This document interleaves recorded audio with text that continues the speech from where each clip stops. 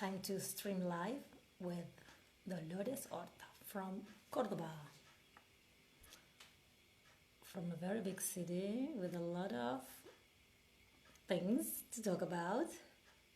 Hi guys, thank you for joining us.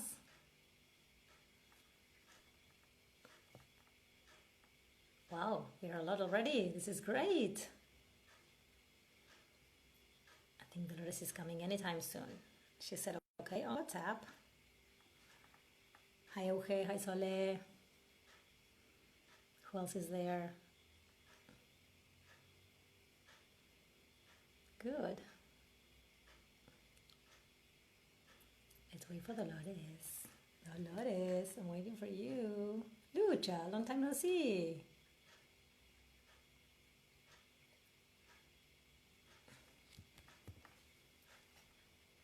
Guys, where are you from? I know some of you are not in Gualeguaychú. I want to know that. I see some people from Gualeguaychú. There you are, Dolores. Good. Ask me to invite you. Great, we are. This is going right.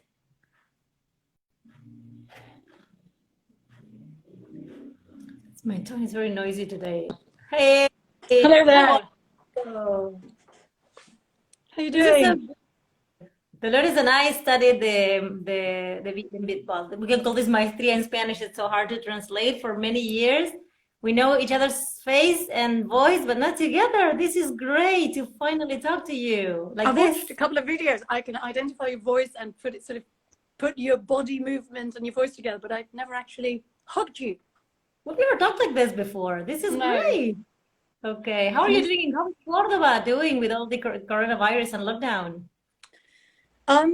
We had a case nearby in town. There was like, it actually spiked a bit in an area and it was like blocked off for a while. And we went back to stage 3, phase 3 they call it. But we're currently in phase 4, I hope. So we're coming out of the lockdown. Fingers crossed. Okay. And how are you managing this? Are you finding something like different about yourself, your routines? Anything good to talk about? I've basically, I feel that every nook and cranny in my life and my house is like flooded by teaching and English. It's like, I don't have a personal space anymore at all. That's the only thing. I don't know if that's a very good thing or a very bad one, actually. But yeah, I don't know either. And I obviously miss classes. I miss the classroom. And for example, now I feel the need to move around a lot and I'm stuck with my bum on the chair. So there's nothing I can do. That's what I miss. I miss the... all the consequences that brings. Like, oops, I don't want to go out now. I won't fit in my clothes after we finish all this. Right. I was getting ready for this live meeting. And I looked at my makeup and I thought, I no longer know how to apply that. Now, how do I use my makeup?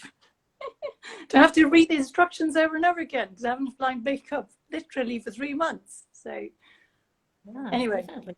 I'm not. Yeah, my shoes are like, what's going on in this house? Nobody's wearing me. Yeah, I'm not wearing any shoes. I know. And you cross the door. I live in a flat, and I just cross the door and totally forget to take off my slippers. And I come outside nearly in my slippers. I realize in the alley, in the corridor, and I just. But anyway, it's going to be very different when we come back. I have no idea what it's going to be like, really. I think that the thing you probably miss the most is traveling. You are a big traveler. You've been to London. By the way, I dreamt of traveling last night. It was like I woke up feeling so anguished because it was a great dream. It wasn't anything near to a nightmare. But then the feeling of being stuck in my bed, once again, looking at the ceiling. Yeah. And so are you. How are you managing?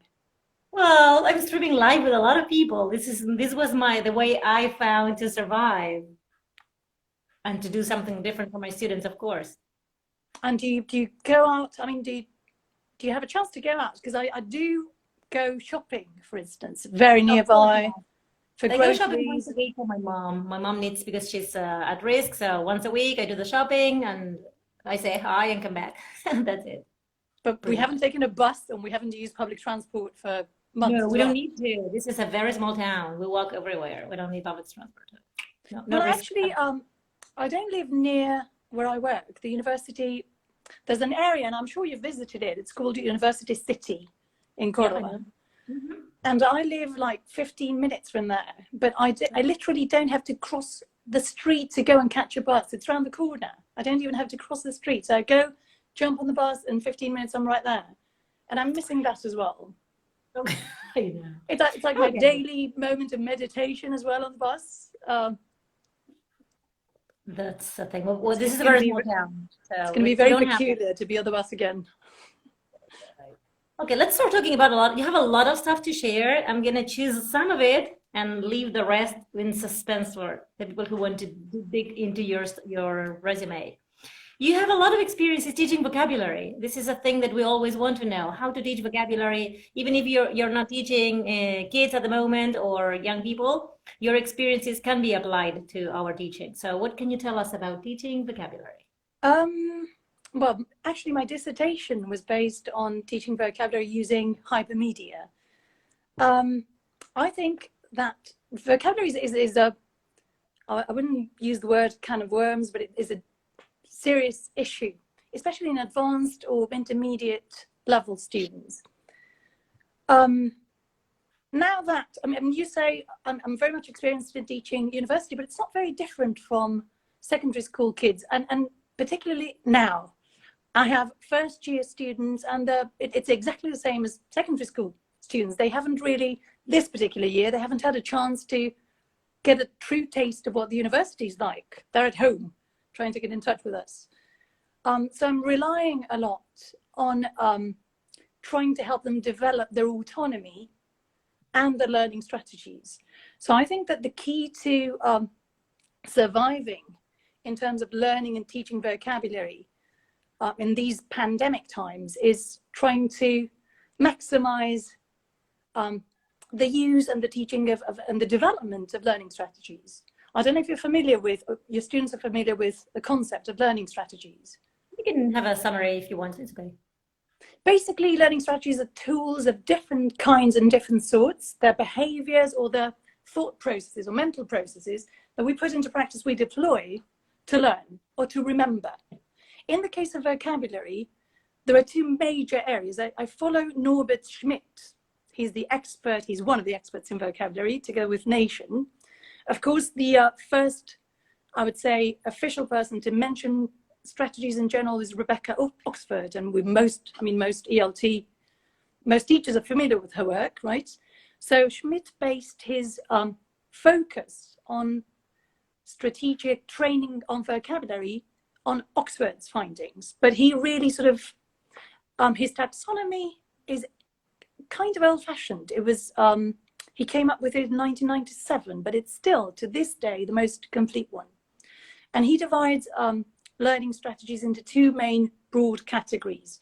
Strategies that we use to find out the meaning of a word, and strategies we use to consolidate that meaning. But they're basically tricks and memory games that we can use to try and remember, try and consolidate, try and acquire vocabulary. They sound, well, when you think about strategy or strategic work, it sounds like ominous, impossible. Mm-hmm. It's really rather simple. Maybe I can come up with an example. We teach phrasal verbs, and well, every single teacher knows what phrasal verbs are like. And there's another area that we teach in language 3. It's called word domains. We teach ways of doing things. So for example, we go beyond to walk, and we teach saunter, amble, stroll, all the very specific, semantically specific kind of versions of that particular verb. Or to look, we teach gaze, glimpse, glance, etc. Now, how do you help your students consolidate those words, those very sort of specific words? Let me think of a strategy. You can, for example, organize these verbs and write in a narrative or in an argumentative text. You can use paraphrasing. Paraphrasing is a very useful strategy. It helps consolidate. You can paraphrase a given, you can do like the reverse or travel the reverse path. You give your students something in plain English and you it's like transformations. When we do transformations, we're paraphrasing. We're using that particular strategy. So we arrange the vocabulary items in a narrative, in a narration. And something that I wanted to introduce, but then you started from the strategy point of view, is the concept of remixing. Okay. That comes from music.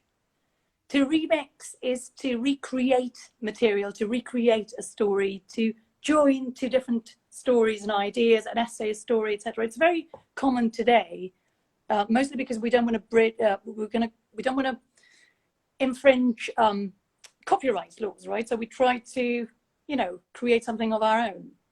So you can use remixing as a strategy using vocabulary. Let me think of any other strategy that we use. Well, maps, mind maps are really useful. Arranging words in different patterns. It's been proved that if you arrange your words in an X pattern, and you can use, what are those called? Mind clouds, are they? Word clouds?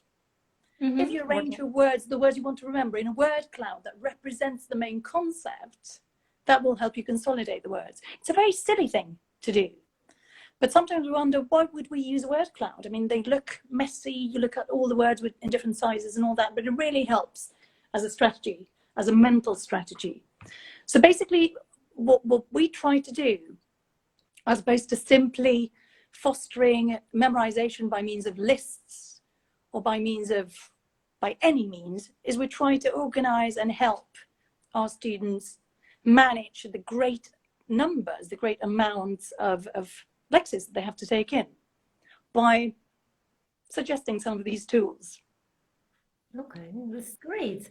You also mentioned when we were talking before that you use a lot of short stories. You teach stories, right? Right. Can you tell us some practical advice? Well, talking about remixing, I teach language 3 at university, and we teach language as the topic. So we talk about, for example, global English. We talk about English as an international language, varieties, dialects, etc. And the story that we're reading now is Who Said We All Have to Talk Alike?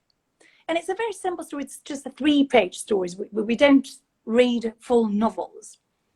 And in one of the stories, to practice some phrasal verbs that came up somewhere else, the students had to write, they had to put themselves in the character's shoes and write a letter to the character's grandmother. The character's called Neffy, and they had to use certain phrasal verbs.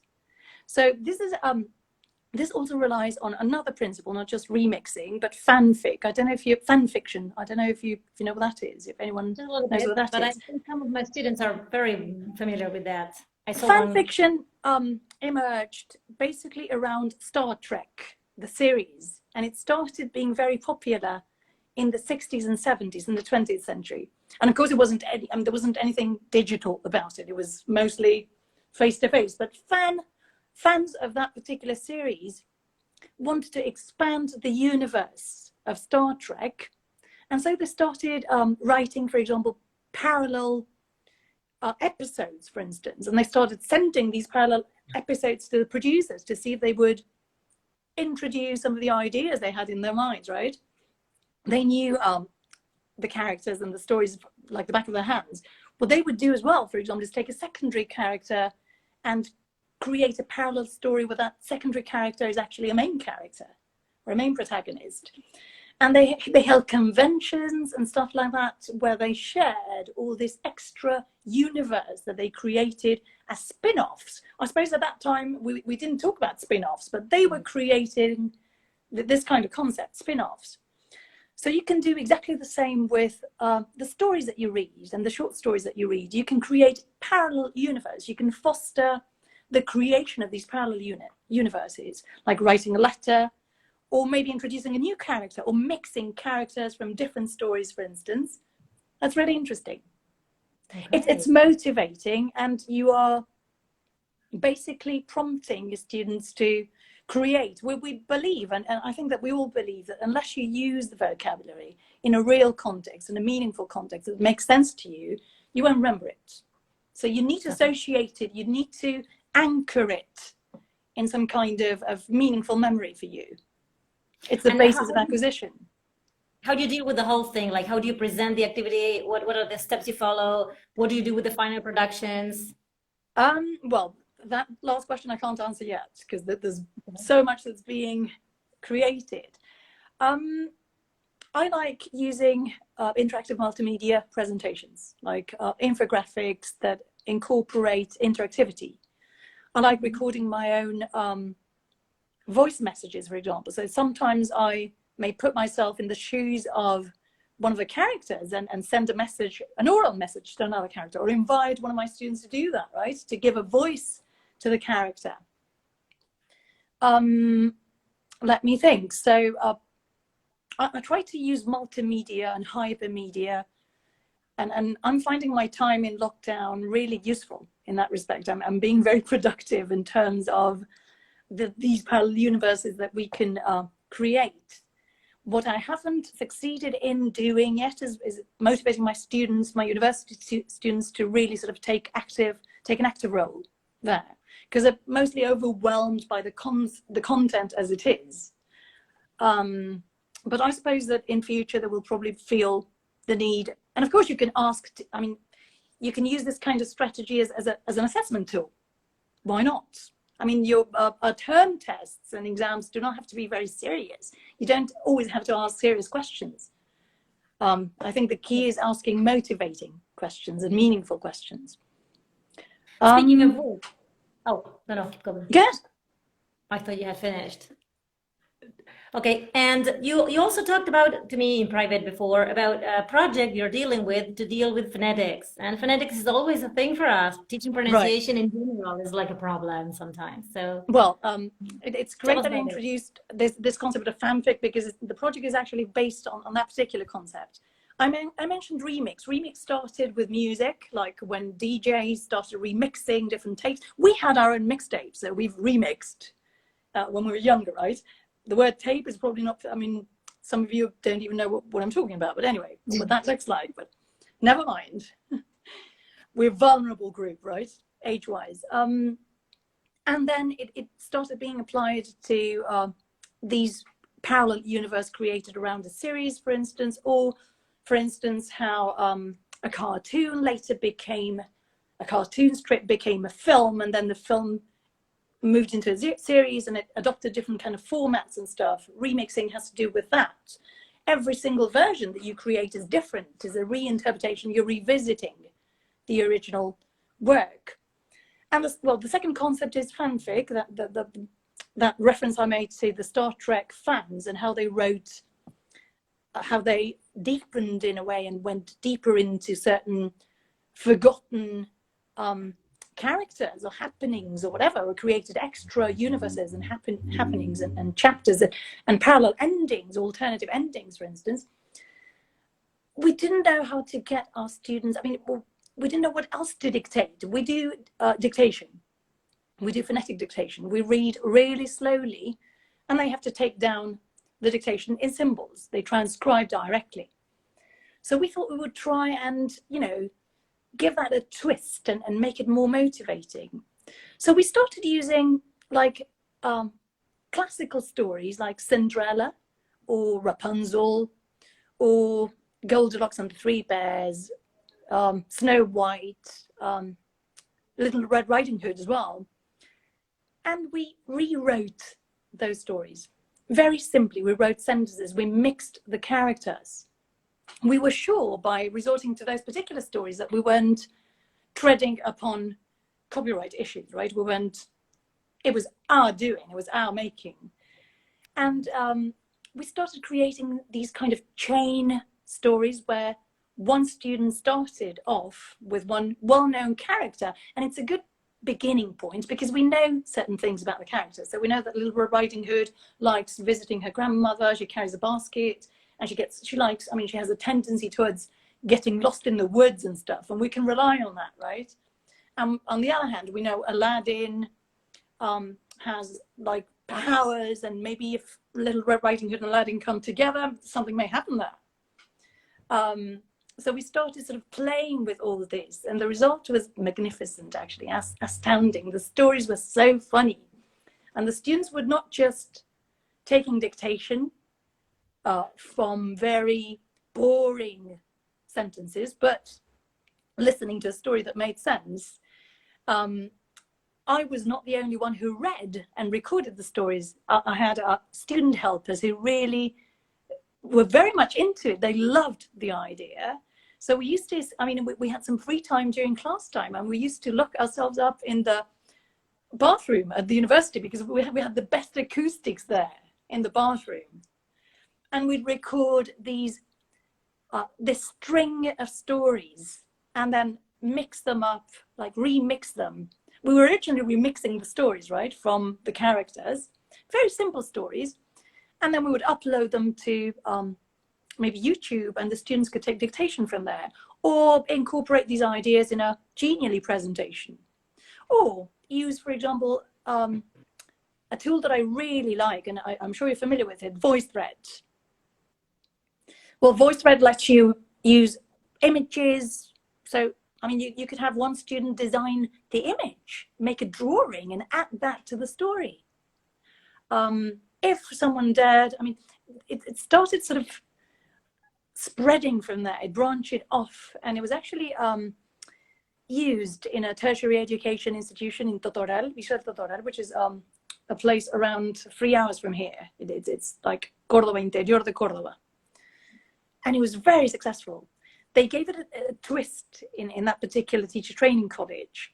They used grammar. They used it to teach grammar as a source of creative writing and a source of creativity, basically.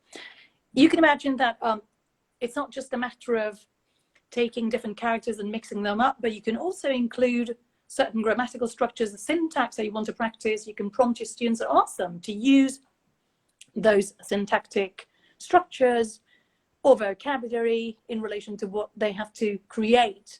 It's really interesting, and the end result is so rewarding when you see the finished product. Definitely. And did you ever have the opportunity to ask your students what they think about it, or get some feedback from them after finishing all these? They seem to be long experiences, like they take some time, right? Yeah, they do. They very much enjoyed it, even if some of them didn't dare to become active authors and they didn't dare to contribute. They still very much enjoyed like the fun of it, how different it was, how of course the stories that we chose were mostly better. I mean, we would have been better off with them for children. I mean, not really. I mean, Cinderella doesn't really appeal to a 20-year-old, I don't think, or Rapunzel, but they were so funny. And of course, somehow that they connected to the childhood experiences. I suppose that these classical stories can indeed be a very interesting tool for teachers teaching primary school, maybe, and secondary school. And let's rest assured, we're not doing anything wrong here. On the contrary, we're like reminding these students, because we can then later go back to the original story and remind them what Cinderella was like, what Aladdin's story was like, what happened to Little Red Riding Hood in the woods and the wolf. But this twist is really what makes them very, very special and very interesting. You can use them for writing, you can use them for oral production, for reading out loud, for dictation, as I mentioned earlier, for vocabulary testing and production, structure, revising and cramming. They're very, very adaptable, I think. They're really interesting. And the students really, if you find the right characters, if you find the right context, like if you start off from a series that's very much in fashion at the moment, and I suppose it's going to be motivating. Whenever we watch a series, there are things that we would like to change, and we'd like things to be slightly different. And if we can sort of free our minds and start creating those different parallel universes, it's really interesting. Yes, great. I would like to ask you, what do you think our emphasis should be nowadays? What should we focus on at the moment when we teach English? In general terms, or do you mean in because of the pandemic? Yes, I think so. Yeah, this will be the question that everybody has to answer. Like, what do you think? How do you think this situation, lockdown, teaching online mainly, how is it affecting us, and what should we focus on to teach? I'm talking about teachers teaching in high school in general, or teaching kids like ELT. Not all of them for tertiary level or teacher education, but Yeah. I think in general terms, we should try to avoid being patronizing. Sometimes we don't place too much stock in our students. We don't trust them really much. And then we haven't met them, most of them this year. I mean, we have students that have a face on a photograph, but we haven't actually met them. And that's even more challenging because we don't know really what we're dealing with. It's not the same to have a Zoom meeting as it is to be there, to spend time with them, to be able to get near them, to sort of gauge them as individuals as well. So I think we should not be patronizing. We should trust that they are really able to do a lot more than we give them credit for. If we give them the right tools, if we guide them, and if we basically foster this kind of autonomous learning without overwhelming them, if we give them free rein and a path, but a wide path to move around through, I think that can be really interesting. And as I mentioned earlier, these infographic multimedia presentations, which have a high degree of interactivity, also sort of help us come across our students in different ways, via an image, by recording ourselves, recording a message. When they listen to our voices, it's very different. They feel near, they feel protected. So I think technology is giving us a good chance to reinvent our personas as teachers as well. So we should focus on that, on guiding, on setting the path, on suggesting, on maybe patting them on the back when they need extra momentum, but not really. I mean, the focus shouldn't be on us teachers. That's for sure. It shouldn't be on us in the classroom either. But some of us do have that tendency. It's the easy way out. I mean, to be lecturers. But then it's not the time now to be lecturers, to be lecturing. I mean, they can Google they can YouTube some nice lectures and look at them and listen to them.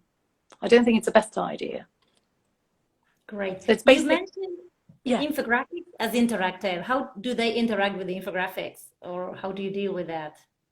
When I say interactivity, I don't mean interaction. It doesn't mean that I wasn't thinking about collaborative work.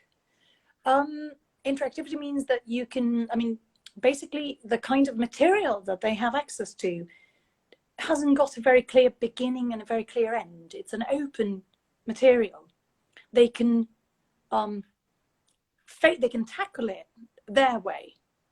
They can start at the end if they want to. It's not like reading a story from beginning to end. It's something much more, well, it's like when we browse the web, I mean, how we go about it. We have different windows open and there are different tabs and stuff, and we make decisions. Okay, we are active users. We become authors. We add. Another piece of advice that I have is for teachers in general terms, try not to ask for lengthy pieces of writing, for instance. The tendencies towards writing short and clear and concise kinds of compositions. We need to adapt that as well. For example, we usually teach argumentative essays, but this year we've decided against it and we've come back to the paragraph. And I don't think it's a bad idea, because you can still see the main features of good writing in any piece of writing, be it a 10-line paragraph. So let's keep it, I mean, it's the ways of the internet as well. We usually write very short and concise messages. So let's direct our students that way as well. It's going to be a new normalcy, I suppose, a new normal in a way. God knows. And I guess it's useful for assessment, because you can't have like an exam, a writing exam, and have them write like a page or two or three. So if a paragraph is enough, that is even better for exam time. Right. Exactly. I mean, you could use, for example, one of these suggestions in relation to Fanfic and remixing as a means of assessment. They could write a collaborative story. You create a voice thread and they can post voice notes there. They can write the student who feels a little bit self-conscious because they don't have a very nice pronunciation and they want to be in the limelight, you see, well, they will write instead. Unless, of course, you are testing a particular area of the language, right? If you're testing speaking, then you will have to listen to them naturally. But if your focus is on vocabulary, on structure, you can use different formats that suit different learning styles, personalities, intelligences, individuals. Speaking of which, we discussed a little bit of this individual learning styles, and what's your point of view about multiple intelligences and learning styles? You know that we university lecturers tend to go some other sort of ways. We don't really look into that much. We're a little bit more academic in a way, like scientific somehow, which is boring, definitely, because the neurosciences and have a lot to teach us, certainly. I'll go back to the idea of this this potential that technology has as such, this interactive potential, this multimedia, this hypermedia potential that technologies have to offer. Of course, it's very easy and simple for us to talk about it because we're trained for that, right? And I see lots of teachers struggling with their presentations, with the multimedia presentations, and maybe students struggle too. Well, then we will have to write and record tutorials to help them use Genially, which is not so tough when you get the hang of it.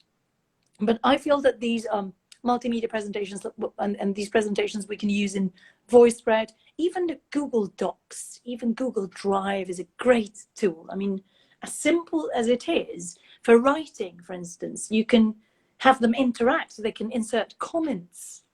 They can comment on each other. They can change the text. Google Drive saves the different versions of the text and tells you who did what. So you have a means of assessment there. You can make sure who's been there, who's not been there, who's been just browsing, who's been there just doing nothing.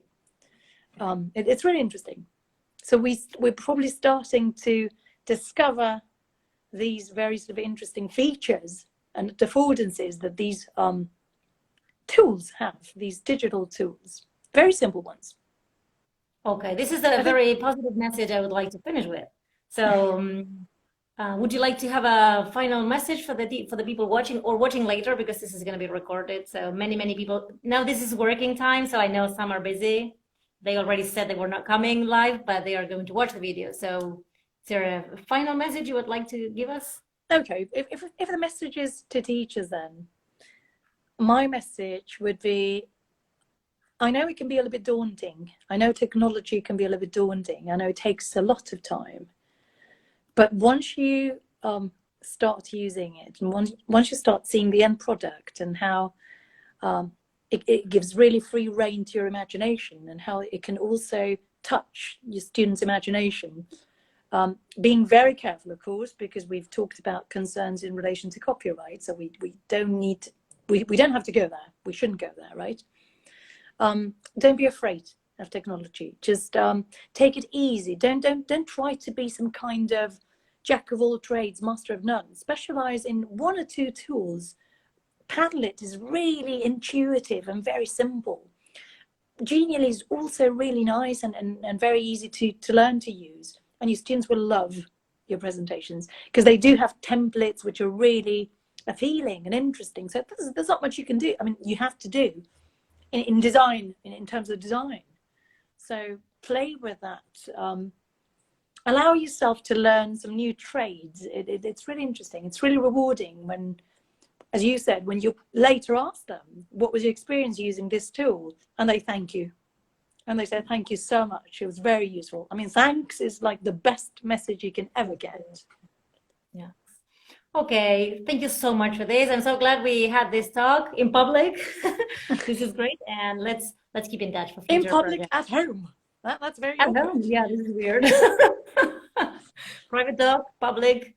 Okay, Carol, so thank you very much. I mean, this you have taken on, I mean, to speak to people and to give us the chance to speak our minds and to share experiences is really noble and really interesting. And it's a lot of work as well. So congratulations and thank you so much for taking me into account. It's been a pleasure. Okay. Okay. Bye-bye. Bye, guys.